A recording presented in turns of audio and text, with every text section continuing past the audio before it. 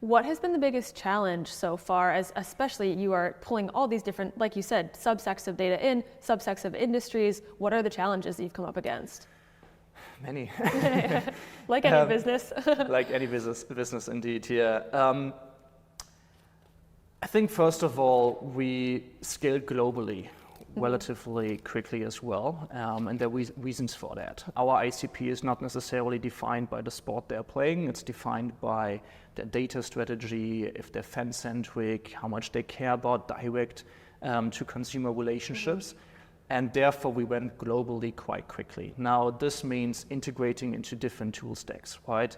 For example, payment service providers. You just have different PSPs in Europe than in the States and in Australia and so on and so forth. Point of sales and box office systems, access control systems.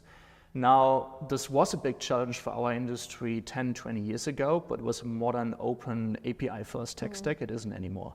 Second of all, cultural differences, right? Internally as well as externally. I believe I mentioned in the beginning that we have offices in the States as well as in Europe. There's cultural differences, right? And we're very close in terms of what entertainment content we consume, what Netflix shows we watch, but we're very different in the way that we work, the way that we want to be managed, the way that we want to be led, the way we want to make money.